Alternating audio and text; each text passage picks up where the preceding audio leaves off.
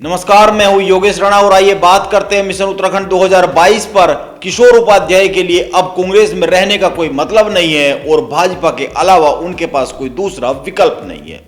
इस तरह से उनका भाजपा में आना तय है। वैसे तो भाजपा में उनकी ज्वाइनिंग 12 जनवरी को एक बड़ी प्रेस कॉन्फ्रेंस में हो रही थी, लेकिन वो ऐन मौके पर नहीं आए। अब उस वक्त नहीं हुई तो एक दो दिन में हो जाएगी, यह तो तय ही है। लेकिन सवाल तो यह है कि किशोर उपाध्याय कहां से चुनाव लड़ेंगे। अगर वो भाजपा में आते हैं तो इसका भी बड़ा सीधा सा जवाब है, टिहरी विधानसभा के अलावा उनके पास कोई दूसरा विकल्प भी नहीं है। इसीलिए आइए टिहरी के समीकरणों पर बात कर लेते हैं। अगर पूरे टिहरी जिले की बात करें तो इस समय यहां पर भाजपा का एक छत्र राज है। टिहरी जिले में 6 विधानसभा सीटें हैं। Number 1 Tehri, number 2 Pratapnagar, number 3 Narendranagar, number 4 Ghansali, number 5 Dhanaulti और नंबर 6 देवप्रयाग। इनमें से 5 सीटें तो 2017 के चुनाव में भाजपा ने सीधे सीधे जीती, लेकिन धनौल्टी को निर्दलीय उम्मीदवार के तौर पर यहां से लड़े प्रीतम पंवार ने जीत लिया था और अब प्रीतम पंवार भी भाजपा के कैंप का हिस्सा है। इस तरह से 6 की 6 सीटें भाजपा के पास है। इसीलिए यहां पर भाजपा के लिए बड़ी चुनौती है। चुनौती इसलिए है कि क्या इस बार भी भाजपा 6 की 6 सीटें जीत पाएगी, यह एक बड़ा सवाल है। और बड़ा सवाल तो इसलिए भी है क्योंकि अगर किशोर उपाध्याय भाजपा के टिकट पर टिहरी से लड़ते हैं तो यहां पर भाजपा के पहले से मौजूद टिकट के दावेदार क्या बगावत नहीं करेंगे, यह भी एक सवाल है। इसीलिए टिहरी के समीकरणों को समझना जरूरी है। अब यहां से भाजपा के धन सिंह नेगी विधायक है, लेकिन ध्यान में यह रखना चाहिए कि जब भी भाजपा में मौजूदा विधायकों के टिकट कटने की बात आती है तो धन सिंह नेगी का नाम भी लिया जाता है। इसीलिए बहुत समय से यह चर्चा चल रही है कि भाजपा उनका टिकट काट सकती है। अब अगर किशोर उपाध्याय आते हैं तो टिकट कटना उनका लगभग तय ही है। वैसे भी अभी तक यहां पर धन सिंह नेगी को टिकट के दावेदारों के तौर पर टक्कर देने वाले भाजपा में ही खेम सिंह चौहान है।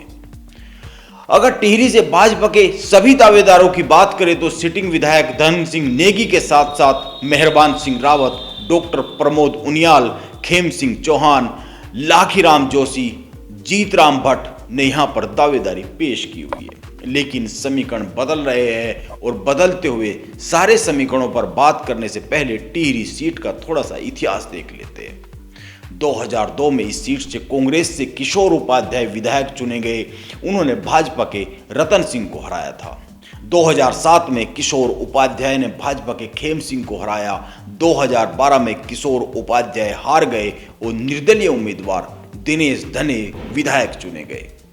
इस चुनाव में किशोर उपाध्याय दूसरे और भाजपा के उम्मीदवार धन सिंह नेगी तीसरे नंबर पर रहे थे। अब अगर 2017 के चुनाव की बात करें तो भाजपा के धन सिंह नेगी विधायक चुने गए, लेकिन ध्यान में रखना चाहिए कि दूसरे नंबर पर इस बार निर्दलीय विधायक दिनेश धने रहे और कांग्रेस के नरेंद्र सिंह रमोला 4,500 के करीब वोट पाकर तीसरे नंबर पर रहे। ये आंकड़े इस बात की गवाही दे रहे हैं कि यहां पर दिनेश धने की अच्छी पकड़ मानी जाती है। वो निर्दलीय रहते हुए भी एक बार जीते और दूसरी बार दूसरे नंबर पर रहे हैं। अब किशोर उपाध्याय प्रकरण के बाद यह तो तय ही हो गया है कि यहां से दिनेश धने को कांग्रेस टिकट दे रही है, दे सकती है। दिनेश धने को हरीश रावत का करीबी माना जाता है और किशोर उपाध्याय की टिहरी में राजनीति को ग्रहण लगाने का श्रेय इन्हीं को दिया जाता है।